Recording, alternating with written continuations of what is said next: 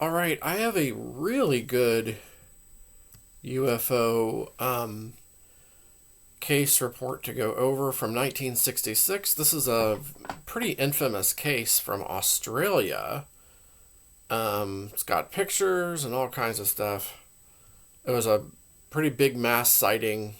I think over 300 plus people, 300 plus people saw these things. This is called the Westfall UFO sighting, mass sighting. So let's get into this and see what this is all about. So the Westfall UFO was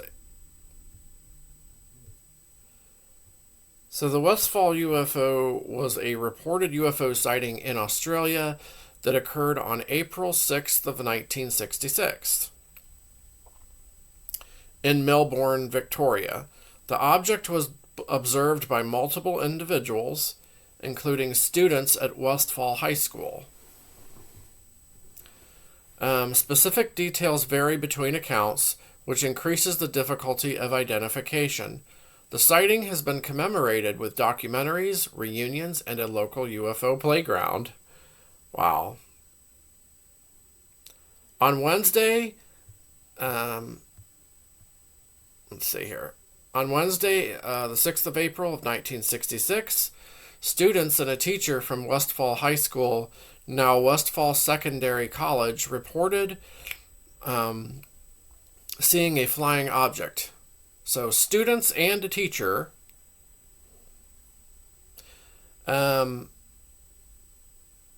it was described as round with a domed top and white, gray, or silver in color. Now, there's actually a picture that I've seen of this, and it's one of the clearest UFO pictures I have ever seen. If that's authentic, that's one of the clearest ones I've ever seen, even if it was black and white. It doesn't matter. It's one of the clearest. It's as clear as that Costa Rica 1971 UFO picture. This thing is super freaking clear. And it's really cool looking.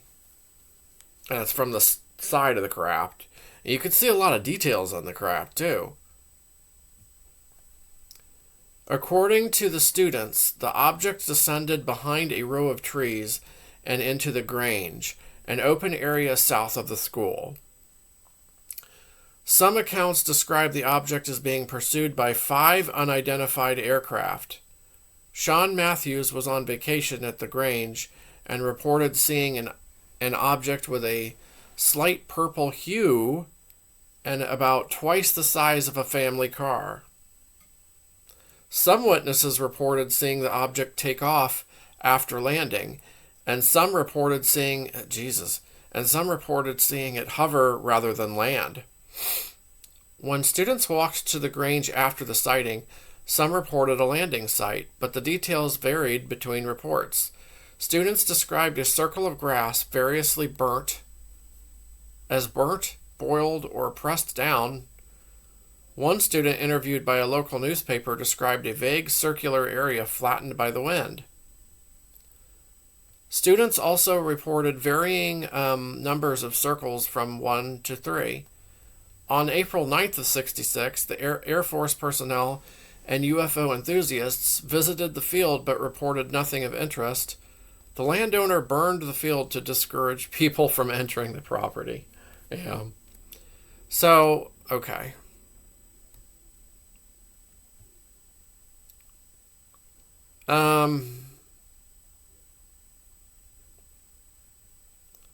The Australian newspaper The Age described it at the time as a weather balloon.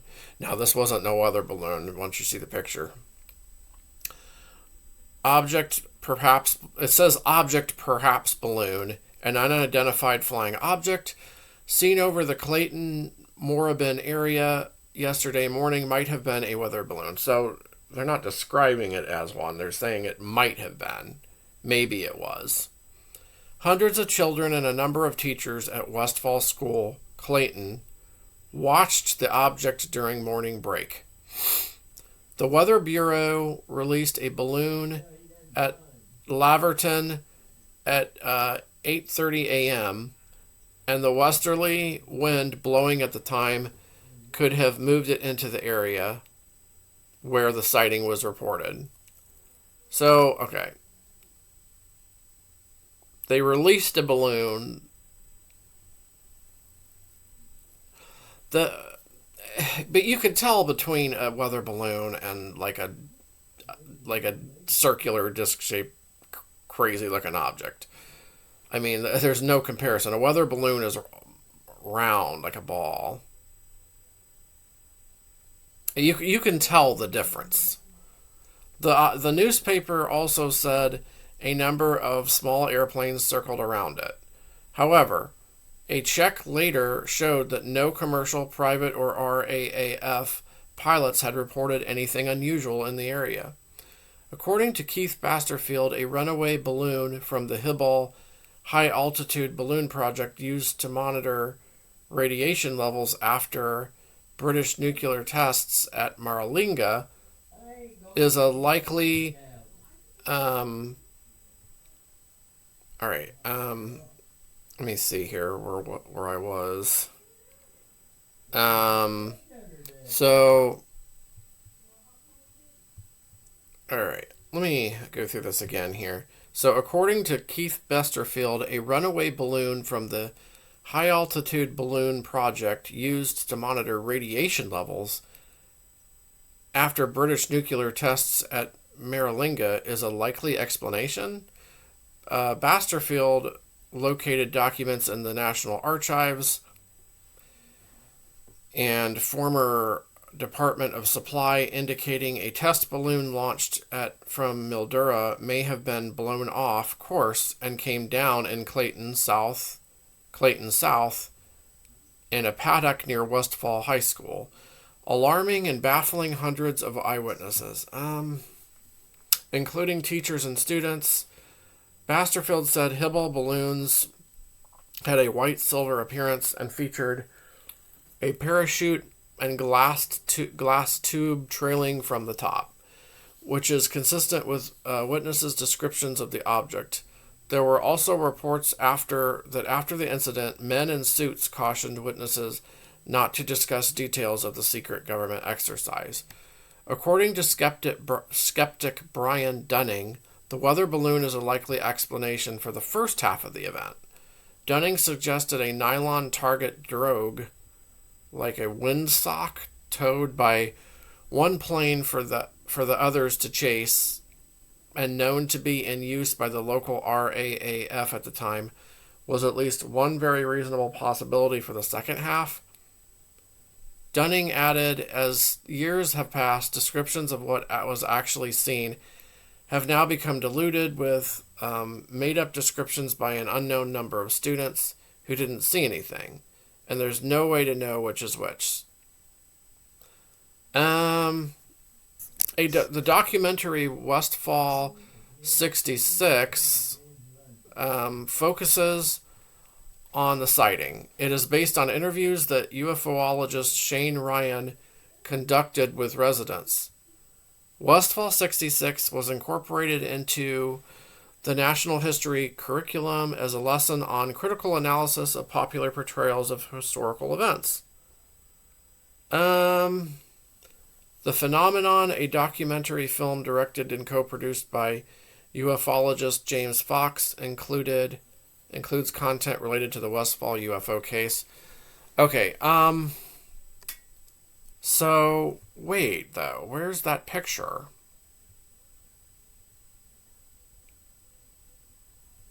All right, I'm going to go to a different, let me see here.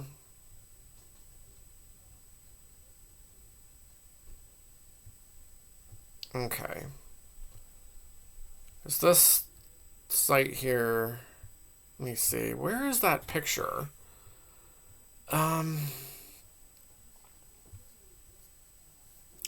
Well, let's listen to this. This is Strange Lights in the Sky, the Westfall UFO event 1966.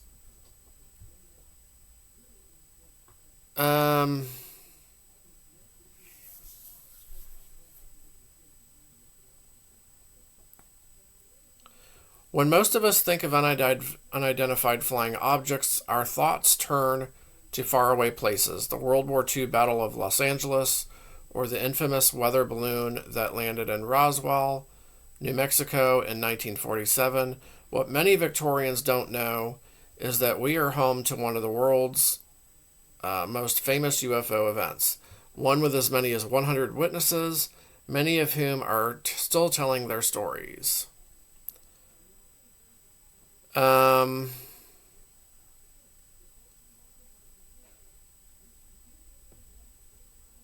Okay.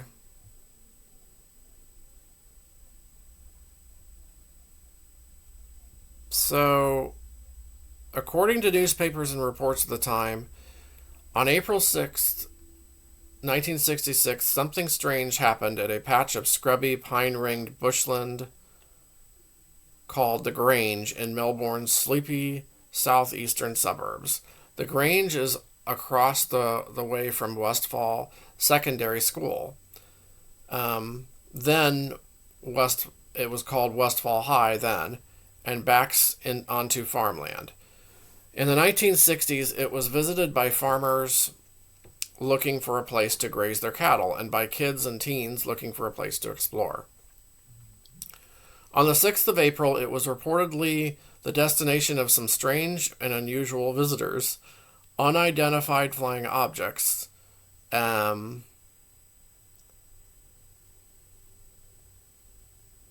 see here.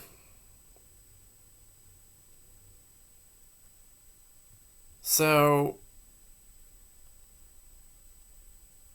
reports from, let's see, this is, okay. Reports from eyewitnesses claim that just before morning recess, a series of dazzling silvery objects appeared over high school oval, moving toward the Grange. Over high school, I guess they mean and were oval in shape. Okay. One of the objects was larger than the others, with witnesses describing it as round with a hump on top and round things underneath, or as an object that was silver gray and seemed to thicken sometimes. The thickening was similar to when a disc is turned a little to show the underside. Okay. There's a student drawing here of the craft. He thinks he saw there.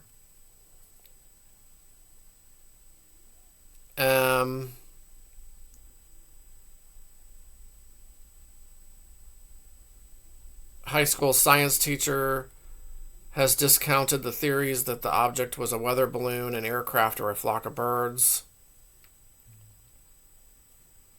Witnesses also described many private aircraft, mainly Cessna, flying toward and around the UFOs. A 2-page anonymous report from the Clayton Calendar goes into some detail about the craft and speculates that they may have been military aircraft. Sounds like it. Coming from nearby Moorabbin Airport, this account was republished in its entirety in June 1966 issue of the Australian Flying Saucer Review. The Victorian Flying Saucer Research Society inspected the scene and interviewed a number of witnesses, but at the time, no exhaustive account was published.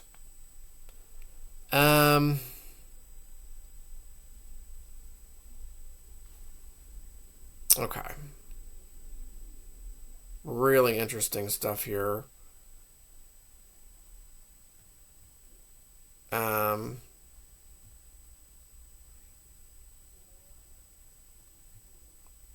While the event was heavily reported in the local news outlets, it also hit the Melbourne papers. The small write-up in the Age object, perhaps balloon, posits that the witnesses may in fact have seen merely a weather balloon, noting that the Weather Bureau released a balloon at Laverton at 8:30 a.m. and the westerly wind could have moved it into the area where the sighting was reported. We may never know with certainty what happened in Westfall that April morning in 1966. The stories remain, and the conviction of the witnesses has not wavered. What we can be sure of is that there are often mysteries where we least expect them. Perhaps there's one in your own backyard. As for the Grange, it now hosts a UFO-themed children's playground and a walking track. No accounts of a return of these craft have been reported. Okay. Got some comments down here.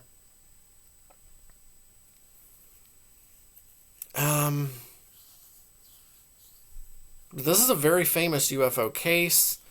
Definitely well worth looking further into. Definitely.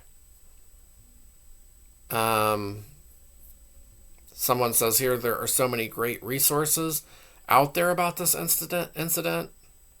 Okay.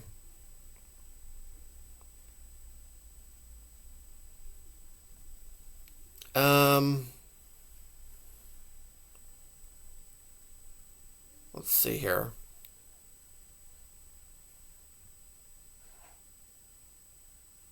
Says I saw that someone here witness here. I saw this when I was a little girl living in the Dandenongs. It was amazing, and I've never forgotten it. Um,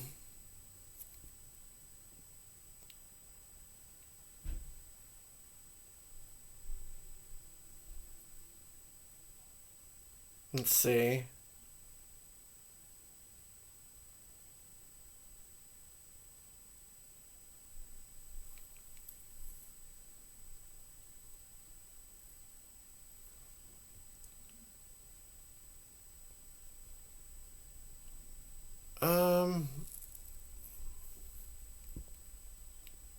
Trying to see here if there's any more information to tell here. But I think we'll come back to this case because it's just really fascinating. It's well known. Seems to be a lot to it.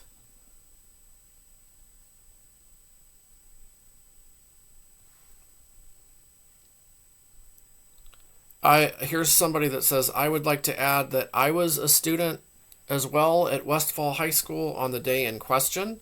Kids came running from everywhere stating that they had seen some flying saucers above the oval just prior to lunchtime. Together with a teacher, their sightings were 100% true. I, along with other kids, ran over to the Grange after the saucers headed that way. I saw where one had landed in long grass. It was about 8 meters in diameter, and all the grass was laid down perfectly in one direction in a circle. You can't argue with facts. It happened. I have been a member of the Victorian police force for 32 years, and I know what I saw and what other kids had said. There's a good one. Okay. Says here, let's not forget the Westfall sighting was the largest mass sighting in human history. I don't know if it was. 366 pupils and teachers cannot all be wrong. I don't know if that was the largest UFO mass sighting in history or not. I'm sure it's one of them, though. But, I mean, that's another reason why this case is really fascinating. So many people saw this. You know it's legit. Something was up there. Something was happening.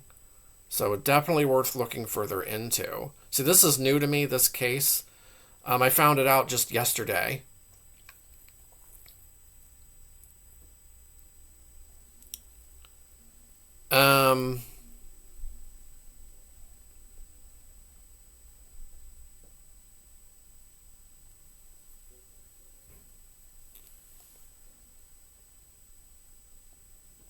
Let's see here.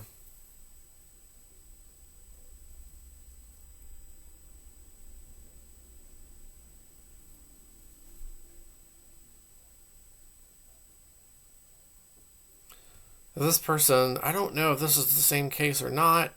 They saw one, though, in 66 Melbourne, in Australia. Let me see here.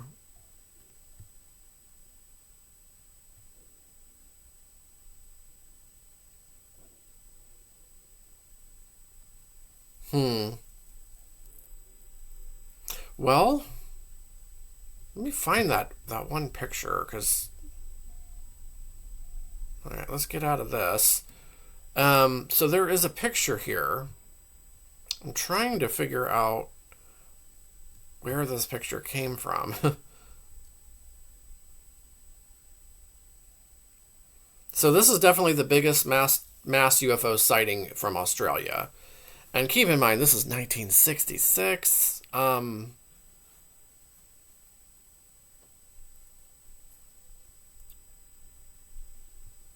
The event seems to be deliberately suppressed by the government. That's what it seems saying here. A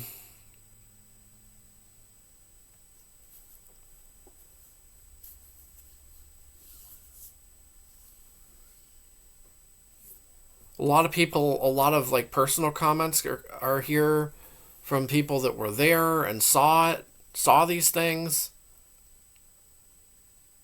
Um,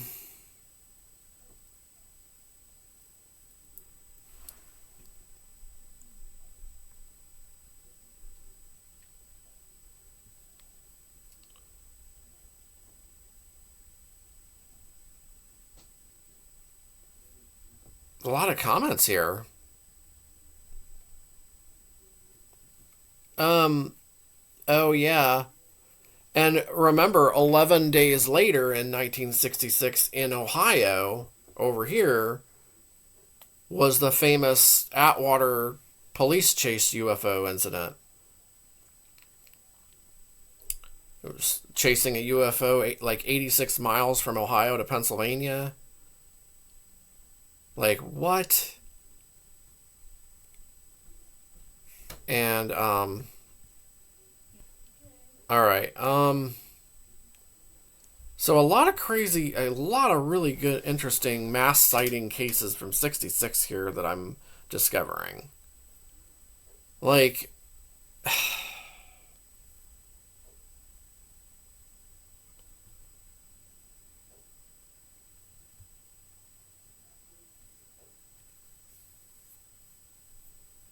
let me see here.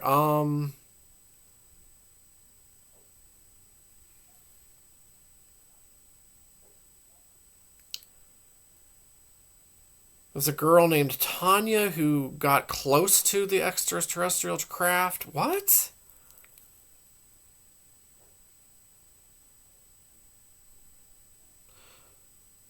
One person says, wish we knew more about the girl Tanya, who seemed to be the one who got closest to the craft. She came back hysterical, was taken away in an ambulance, and never returned to school. To school? Um,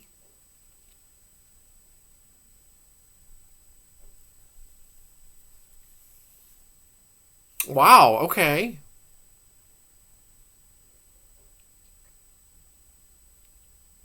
There's something to that story. I see there's a lot to this. I'm just now learning about this case, so holy crap, man. We'll have to get into delve into this case further. This is a really good one. I'll try to find that picture and put it as a thumbnail. But yeah, I hope you found this video interesting. Let me know how much do you know about this case, and do you find it as fascinating as I do? It's I think it's one of the best so far. Um, I'll probably do some more on this one too, and I want to do some more on the Atwater, Ohio one too, coming up soon. So yeah, let me know what you think of this incident in particular. And I will be back with more UFO content soon.